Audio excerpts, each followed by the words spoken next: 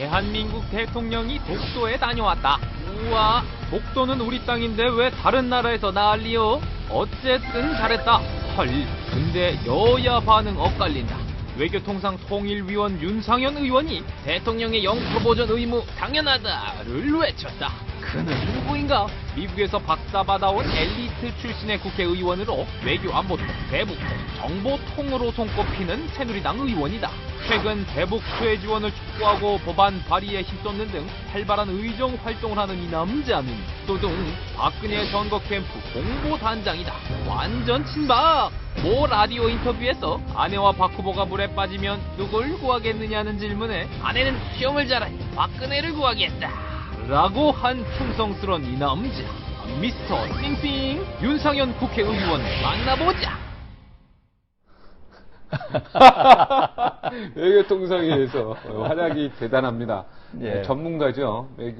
미국에서 공부하시고 박사하시고 박근혜 후보 캠프에서 공보단장 맡고 계십니다. 네, 윤상현 의원 함께 있습니다. 안녕하십니까. 안녕하십니까. 그 아내한테, 부인한테 집에 잘 들어갔습니까? 문 열어줍니까? 문 열어줍니다. 문 열어줍니까? 지금도 가끔 일종의 반바가지라고 하나요? 아, 반바가지. 아니, 아내를 먼저 그랬지. 아내는 수영 잘하니까 박근혜 수영 잘하는 건 맞습니까? 아, 수영 잘합니다. 아, 수영 잘하니까. 박근혜 후보도 수영 잘할 텐데요. 잘하실 거예요. 야, 그런데 같이 잘하는데. 아, 이거 평생 나이 드실 때까지 고생할 것 같습니다. 저 멘트 때문에. 예. 아, 이명박 대통령이 지난 금요일 한국 대통령 사상 처음으로 독도를 방문했죠. 예. 뭐 당연한 의무다 이렇게 말씀하셨는데 일단 대통령 영토 수호의 의무를 가지고 있습니다. 네. 그래서 영토 수호의 의무를 가진 대통령으로서 내 나라 내 땅에 가는 게 뭐가 문제냐 이런 식으로 말씀을 드렸습니다만은 네. 또 대통령께서 일본하고의 외교 문제로 비화되는 것을 대단히 염려하셔서 네. 외교부 장관이나 국방장관을 빼고 문화관광부 장관, 네. 또 경북 환경부 도지사, 장관, 네. 도지사 이런 분들을 이제 같이 감으로써 이제 좀 축소를 이제 하려고 노력하신 그런 면도 있습니다. 네, 저는 이 최초로 우리나라 대통령으로서 최초로 방문했다 이 뉴스에 좀 저도 깜짝 놀랐어요. 처음으로 돼 있습니다. 왜 과거 대통령들은 훨씬 더 박정희 전 대통령이나 이승만 대통령 영토 수호 의지가 더 강력했던 걸로 의지가 그렇게 알고 있는데 왜 이분들은 안 갔을까요? 영토 수의 의지가 뭐 이승만 대통령 또 예를 들어서 박정희 대통령 엄청나게 강했죠. 네. 그래서 박정희 대통령이 62년 10월 달인가 네. 울릉도까지 이 폭풍우가 있는 바다를 뚫고서 이제 울릉도까지 가고 하룻밤 주무시고 온 경우가 한 번 있습니다. 독도는 안 갔습니까? 독도는 그때까지 못 갔습니다. 야, 그 왜 못 갔죠? 역대 대통령들은 김대중 대통령도 있고 다 전두환 대통령도 있고 다 있지 않습니까? 예, 노태우 대통령. 그 이제 안 가신 이유는 일단 우리가 독도를 현실적으로 실효적으로 지배를 하고 있는데 독도의 대통령이 감으로써 어떻게 보면은 한일 간의 외교 국제 분쟁을 시킬 어떤 이 가능성이 커진다. 네. 분쟁 지역화를 만들 가능성이 커진다. 네. 이런 어떤 염려 때문에 안 가신 걸로 알고 있습니다. 네. 가고는 싶었지만, 네. 그죠? 가고는 싶었지만 이게 문제가 되고 비화돼서 갈등에 의해서 우리가 실리적으로 얻지 못할 부분들이 있기 때문에 더 큰 걸 생각해서 안 가죠. 그러면 이명박 대통령은 지금 어쩌면은 그 실리적인 측면에서 잃을 게 이명박 많다는 얘기네요. 대통령께서는 이제 무지장 참으셨죠. 근데 3년 이명박 전부터 대통령도 이제 실효적 지배를 하고 있는 한 이 대통령의 독도 방문이라는 것은 최후의 카드거든요. 근데 대통령께서 최후의 카드를 쓴 배경을 읽어야 될 것 같습니다. 그 배경을 좀 알고 계십니까? 일단은 이제 일본 측의 과거사에 대한 너무나도 미온적인 태도, 특히 독도 문제에 대해서 일본 사람들이 2005년도부터 시작해서 방위백서에 계속해서 독도가 일본 땅이다라고 얘기를 했고 또 초중고 교과서에도 그런 표현을 계속해서 써왔고 심지어 외교 청서에도 그런 표현이 나왔고 또 우리가 올해 외교 백서, 대한민국 외교 백서에 이제 독도는 우리 땅이다, 대한민국 영토다 하는 거에 대해서 일본이 심지어 항의까지 하는 단계에 이렇습니다. 그리고 작년 12월에 이명박 대통령이 노다 요시코 총리하고 이제 한일 정상회담 하면서 과거사 문제, 종국 위안부 문제에 있어서 적정 해결을 주문했습니다만 전혀 미동이 없거든요. 네, 위안부 문제에 대해서는 아예 없었죠. 아예 미동이 없습니다. 그러니까 대통령께서 심지어 독도가 우리 땅이라고 하는데 이걸 일본 정부가 우리한테 항의를 하는 게 이게 말이 되느냐. 가당치도 않다라는 생각을 하셨을 것 같습니다. 그래서 대통령으로서 거의 최후의 수단으로서 이제 방문하셨다 이렇게 봅니다. 네. 그럼 뭐 일부에서 이걸 레임덕이라서 이걸 극복하게 됐다. 이건 말이 안 되는 얘기죠. 물론 이제 여러 가지 이제 시각에서 보는 사람들도 있습니다. 이제 그 뭐 국내 정치적인 측면만 보고 예를 들어서 2005년도인가요? 노무현 대통령이 이제 지지율이 대단히 떨어졌을 때 일본 해양 순시선이 독도에 왔습니다. 그거에 대해서 이제 대통령께서 심한 외교적인 각박한 외교 전쟁을 치르러서라도 독도를 수호하겠다라는 의지를 밝힌 적이 있거든요. 그때 대통령의 이제 지지율이 올라간 적이 있습니다. 그래서 이제 대통령의 지지율을 향상시키기 위한 국내 정책인 고려가 컸다 이렇게 해석하는 분들도 있는 건 사실입니다. 네. 박근혜 캠프 쪽에 혹시 이런 거를 미리 좀 간다는 얘기를 좀 정보를 좀 줬습니까? 저희 갑니다라고 정보는 없는 걸로 알고 있습니다. 정보는 없습니까? 아예 그런 거 의논하지 않았군요. 예. 그런 부분에서 어차피 이 부분이 한일 간의 외교 간의 갈등이 다음 차기 정부의 대통령이 다음 뽑히는 대통령이 어느 정도 또 부담을 가져야 되는데요. 거기에 대해서 당연히 이제 대통령께서는 일종의 통칭이다. 내 영토에 가는 문제는 내 영토에 내가 가는데 뭐 통칭으로서 갔다 이렇게 말씀하시는데 네.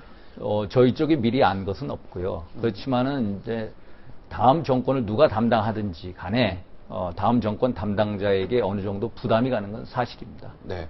지금 박근혜 캠프의 어떤 최측근 자리에 가 계시고 지금 아무래도 외통위 쪽에 전문가이시니까 이 문제를 그러면 만약에 박근혜 후보가 만약에 청와대로 들어가면 이 문제를 그래도 조언을 좀 해 주셔야 될 거 아닙니까?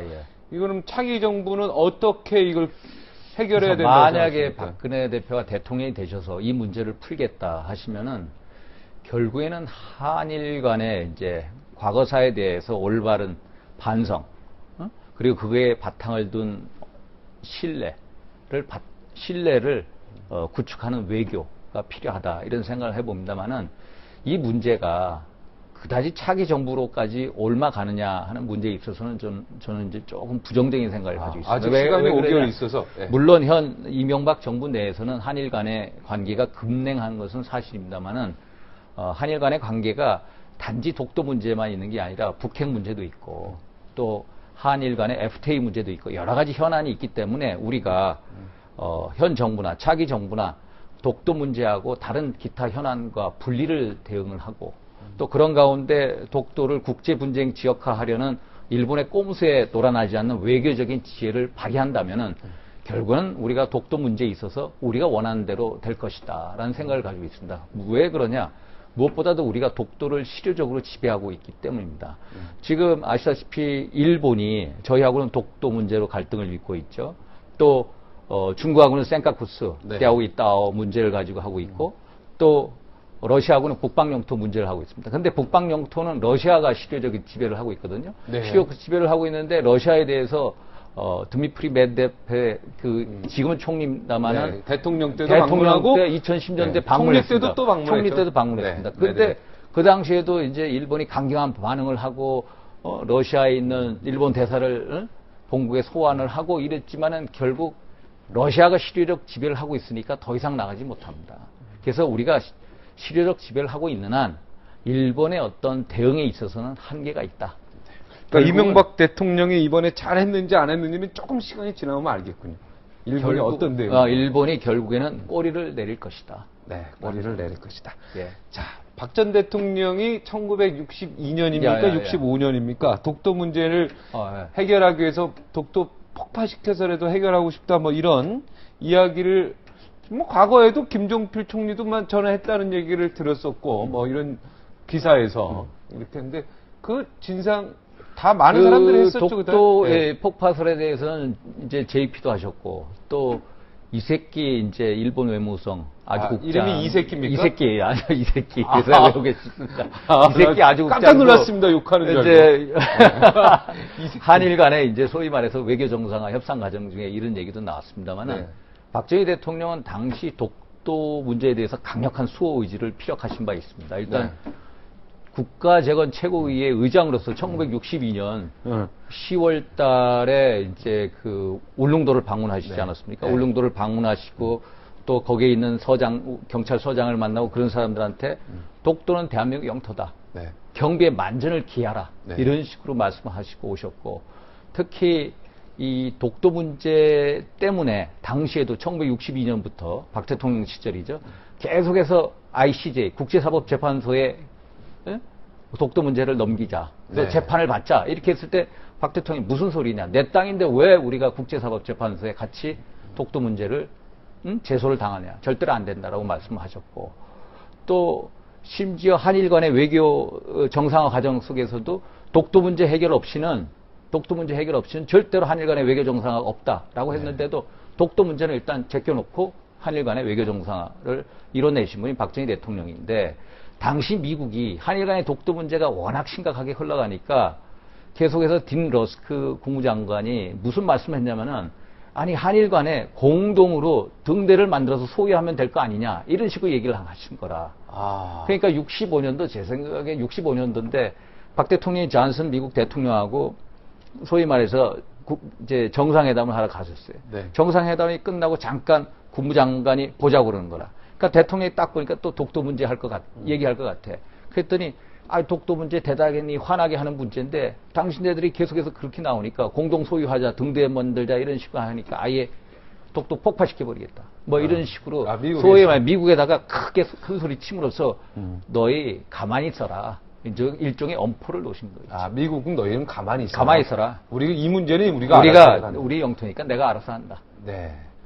이런 식의 의지를 한번 피력하신 거 가지고 그 구절만 가지고 이제 독도 뽑아가지고 예, 그래서 저희 쪽에서 어제도 이제 그 문제를 종합적으로 이제 대응을 하고 말씀을 드리니까 더 이상 이제 공방은 없어졌습니다. 독도 문제에 대해서는 여야가 없죠. 그리고 국민이 여야가 뭐 보수 진보가 없죠. 이건 한 목소리로 똑같이 해가지고 지켜야죠. 그거 뭐 그렇게 대응하면 안 될 것 같아요. 여야가 한 목소리를 해야 돼요. 이미 그리고 대통령이 어찌 됐든 뭐 엎어진 물이든 주사위를 던져진 거 아닙니까? 예. 여기에 대해서는 대응을 어떻게 할 것인가 이거를 머리를 짜야 될 것 같아요. 민주당하고 뭐 외통이 뭐 좀 뭐 대책 뭐 이렇게 모임이라든가 이런 것도 좀 같이 한번 만들어서 사줄 필요가 있을 것 같아요. 지금 물론 대선이 있지만은 네. 싸울 땐 싸우더라도 합칠 땐 합쳐야죠. 맞습니다. 한중 예. 외교. 예. 김영환 고문 때문에 여기도 좀 엉망이 됐어요, 지금. 그죠? 맞습니다. 이거 어떻게 합니까, 이거? 근데 이제 한중 외교가 엉망이 됐다. 이제 문제 본질을 보면은 네. 이제 김영환 씨라는 분이 인권운동가 아닙니까? 이분이 이제 중국에서 이유도 모르고 중국 공안 당국에 의해서 납치됐죠. 끌려가서 네. 납치를 돼서 114일 동안 구금을 당했고 또 그 사이에 전기 고문도 당하고 구타 당하고 잠 안 재우기 그런 고문을 당했다는 거거든요. 그래서 이제 풀려나셨는데 그래서 결국에는 전기 고문을 당했다는 사실을 우리가 2차 그 영사 면접 때 알았습니다. 네. 2차 영사 면접. 이미 알고 있었죠. 알았는데 좀 뒤늦게 알았죠. 네. 그러니까 이분이 이제 고문을 당한 거는 제가 알기로는 이분이 잡히신 다음에 3일, 4일부터 이제 고문을 당했고 1차 29일 후에 1차 영사 면접 네. 했을 때는 그때는 이제 고문 당했다는 말을 못 했고 네. 한 다시 2차 영사 면접이 47일 이후에 했고. 그때는 했는데 네. 그때나마 이제 저희 정부가 외교부가 손을 썼습니다만은 여러 가지로 이제 중국 공안 당국에 저희 어떤 영향력을 미치기에는 힘들었지 않았나. 또 이게 한중 간의 외교 문제로 봅니다만은 우리의 카운터파트는 어차피 외교부는 중국 외교부하고 이렇게 이제 상대할 수밖에 없고 그렇지만 김영환 씨가 잡혀 있었던 거는 국가안전우회죄로 해가지고 중국 공안당국에 잡혀 있고 소위 말해서 공안부거든요. 네. 공안부를 지금 담당하는 사람이 누굽니까? 최근에 이제 대한민국을 방문한 멍찐쭈 멍입니까? 멍씨. 결국에는 이번 18차 전당대회 이제 상임위원 된다는 분인데 그래서 저희가 외교 문제로 하는 데 있어서는 여러 가지로 이제 외교적으로 풀어가는 데는 여러 가지로 한계가 있었다. 왜냐 외교부가 아니라 공안부하고 얘기기 때문에. 일본에는 우리가 좀 할 말은 그래도 좀 하는 것 같은 느낌인데 중국에는 이미 벌써 바라면 2차 영사회담 때 이미 벌써 정기 고문이라는 거 알고 있고 그때 면접 때 알았는데 언론에 이미 벌써 여기 김영원 씨 다 풀려나서 나왔을 때도 그때도 우리 정부가 약간 모른 체 했거든요. 그죠? 정기 고문을 했는지 안 했는지 확인해 봐야 되겠다. 뭐 해보. 야, 이거 좀 무언가가 중국한테는 우리가 상당히 굴욕 외교를 하는 게 아닌가 이런 생각이 듭니다. 그래서 이제 저희가 지금 결국 무서운 게 국민의 힘입니다. 물론 외교부가 여러 가지 노력을 했습니다만 외교부 나름대로의 어떤 한계가 있다는 것을 느낄 겁니다. 그렇지만은 이게 문제의 본질은 한중 외교 문제라기보다는 중국 공안 당국이 죄 없는 대한민국 국민을 이유 없이 가두고 네. 그리고 고문을 하고 그리고 고문을 지금도 조직적으로 은폐를 하고 부인하고 있다는 사실입니다. 네. 그렇지만 결국은 이 문제를 저희가 국내에서 이슈화시키고 또 이분도 증언을 함으로써 이게 결국 중국이야말로 인권의 사각지대고 인권 후진국이다라는 얘기가 나오지 않습니까? 그래서 저는 이번 차제를 계기로 해서 미국하고 중국 간에 항상 그런 문제가 있습니다. 네. 중국하고 미국하고의 문제는 위안화 환율 문제, 무역 역조 문제, 또 하나가 인권 문제입니다. 매번 인권 문제를 얘기해도 말을 안 듣습니다. 최근에 천광청 변호사 있지 않습니까? 네. 그 사람도 결국에는 이제 그 미국 대사관 갔다가 결국에는 이제 뉴욕으로 가지 않았습니까? 그렇지만 천광청 그 탈출에 도움을 줬던 사람들, 중국인들은 아직도 구금이 다 돼 있습니다. 그것을 지금도 미국이 계속해서 구금을 해제해라 하는데도 말을 듣지 않거든요. 미국이 얘기하는데도 말을 안 듣는데 우리가 얘기하는데 말을 듣겠습니까? 그래서 우리도 저는 이번 사건을 보면서 참 중국 외교도 중요하지만 우리가 중국한테 사과 재발 방지 약속을 받아내는 것도 중요하지만 우리가 이 문제를 좀 미 의회나 김영한 씨 뭐 청문회를 의회에서 개최한다든지 또 민간단체하고 해서 유엔 인권 이사에 제소를 한다든지 국회의원이니까 그럼 우리 당연히 국회에서 이제 하면 되는 거 아니에요? 본인이 책임지고 우리가 되는 이제 거 아니에요? 인사청문회를 요번에도 외통위에서 하려고 하는 생각을 가졌습니다만 네. 요번에 이제 여야 간에 아직까지 조정이 안 돼서 네. 그러네요. 그런 걸 청문회 하면 국민들이 참 관심 있게 보고요. 진실을 규명한다는 국회 본연에. 그러면 맨날 그 싸움박질 하는 데만 청문회하지 말고. 요새는 싸움박질 안 합니다. 아, 요새 안 박근혜. 합니까? 막걸리 한 잔 두고 사실은 얘기할 내용이지만 만약에 우리가 일본과 중국 둘 중에 하나 선택할 기회가 된다면 어떻게 해야 됩니까? 일본과 중국 중에 하나를 선택을 해야 된다. 네, 우리가 지정학적 위치이기 때문에요. 그런 날도 올 수도 있지 않을까 언젠가. 네. 과거에는 말씀하세요. 이게 결국에는 우리가 구한말의 역사를 보면은 항상 대한민국은 샌드위치 되는 역사였습니다. 네. 고래에 새우 터지는 역사. 결국에는 러시아가 있었고 또 일본이 있었고 또 중국에 항상 둘러싸여 있거든요. 패권국 열강에 어떻게 보면은 우리가 항상 피해 받는 이제 약소국이었습니다. 그래서 중국이냐 일본이냐 결국에는 예를 들면은 중국하고 일본에도 결국에는 한반도를 둘러싸고 패권 경쟁이 언젠가는 21세기에 전개될 것이다라는 이제 막연한 예측을 합니다. 그렇죠. 그래서 중국을 잡을 거냐 일본을 잡을 거냐가 아니라 우리는 중국 잡는 거 일본을 잡는 것보다 훨씬 중요한 것은 미국을 잡아야 됩니다. 우리 입장에서는 미국을 잡아서 양국 간의 패권 경쟁을 막는 소위 말해서 린치핀 역할을 하게끔 해야 되는 게 훨씬 더 중요하다. 네. 그러니까 한반도 놔두고 1894년에 청일전쟁이 일어났습니까? 청일전쟁이 일어났죠. 장인의 둘이 싸우는데 왜 우리나라에서 싸웁니까 이게? 정말 그저 옆집 아저씨 오른쪽 옆집 아저씨랑 왼쪽 옆집 아저씨랑 싸우는데 우리 집 안방에서 싸우면 이게 말이 되면 이게 속 터지는 일이죠. 그렇죠. 네, 지금 청일전쟁 그러니까 지금 화가 납니다, 중국이 예를 들어서 군사적인 팽창을 하고 있고 중국이라는 나라가 GDP가 지금 세계 제2위국이거든요. 네. 미국 다음에 이때 2020년 되면 세계 최강의 GDP 강대국이 되고 또 이 군사력 면에 있어서도 3대 군사력 강대국이 됩니다. 그러면 핵이 뭐 10,000개가 넘는데요. 뭐. 또 일본도 어차피 군사력으로 또 경제력이 엄청난 국가입니다. 결국에는 일본도 군사적으로 우경화되면서 팽창을 하고 있죠. 또 중국도 팽창을 하고 있죠. 결국에는 동북아시아를 둘러싸고 패권이 불가피해지는 날도 올 수 있겠다.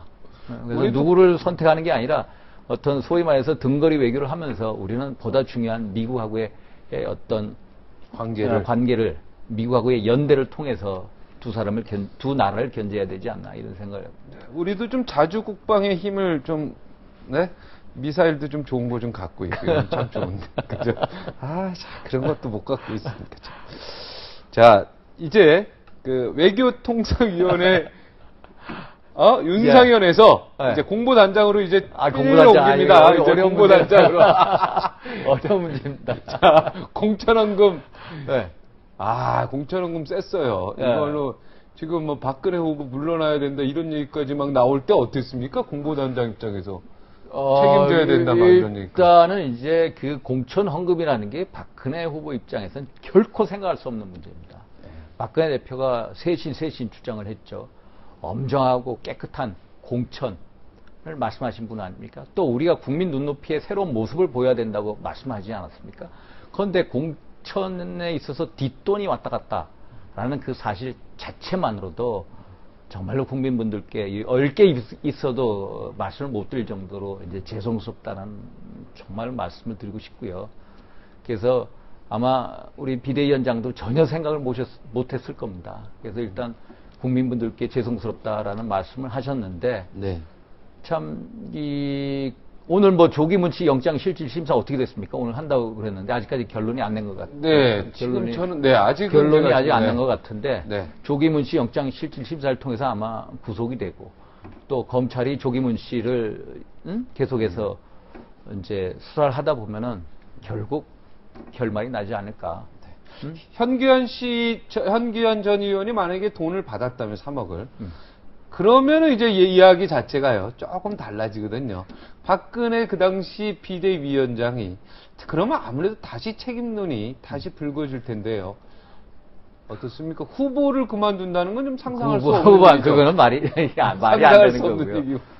일단 현기현 의원이 받았다라는 게 물론 가정을 전제로 네, 가정으로 하면 네. 지금같이 엄중한 네. 이렇게 이런 문제 네. 참 가정을 전제로 말씀드리기가 참 근데 이제 힘들다. 받았다고 생각하는 거랑 안 받았다는 거랑 좀 힘들다라는 다르죠. 알고 네. 저는 이제 개인적으로 현 의원한테 얘기를 듣고 자기가 할복을 하겠다, 자살하겠다라는 식으로 얘기를 하니까 현 의원도 할복 얘기하셨어요. 예, 자기가 자살하겠다라는 식으로 말씀하시니까 저는 개인적으로 그분의 입장을 어느 정도 이해하는 면이 있습니다만은 만약에 그런 식의 현기한 의원이 뭐 공천 헌금을 뒷거래를 해서 공천 뒷돈을 받았다라고 하면은 그거는 진짜 상상할 수 없는 문제고요. 네. 새누리당 전체 뭐 박근혜 후보, 뭐 황우여 대표가 어떤 개인의 문제가 아니라 한나라당 전체 당인으로서 모두가 책임진다는 자세로 임해야 될 문제다. 그래서 대국민 사과는 말할 것도 없고 또 이거에 관련돼서 쇄신책, 강력한 수습책을 낼 것이다. 말씀입니다.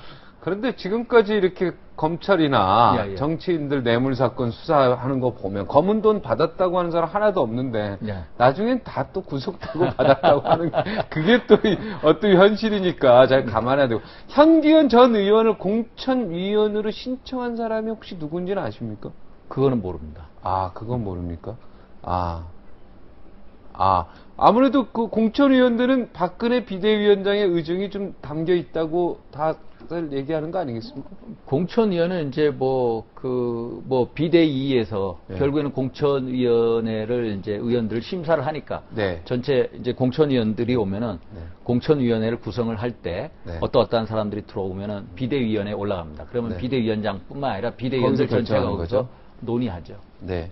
오늘 그 제명이 왜 보류됐습니까? 박근혜 캠프 쪽에서 반대한 걸로 여기 기사가 나왔는데. 반대했다기보다는 네. 현기한 전 의원이 이 문제에 대해서 제명 문제에 대해서 재심을 요구했습니다.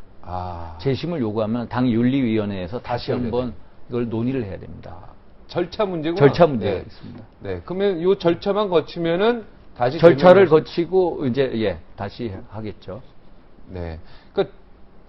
그 지도부는 빨리 제명하고자 했었다고. 그럼 기사가 좀 잘못됩니까? 지도부는 제명을 빨리 하려고 그래서 했는데 오늘 이제 제명을 보도하자고. 하겠다라고 이제 어제부터 보도가 나왔는데 결국에는 현기한 재심 요구했기 위원회에서 때문에. 재심 요구를 했으면 이 어떤 절차적 문제를 건너뛰고 갈 수는 없으니까. 네. 네. 박근혜 후보가 대통령이 되기 위해서는 이 비박 인사들이 있지 않습니까?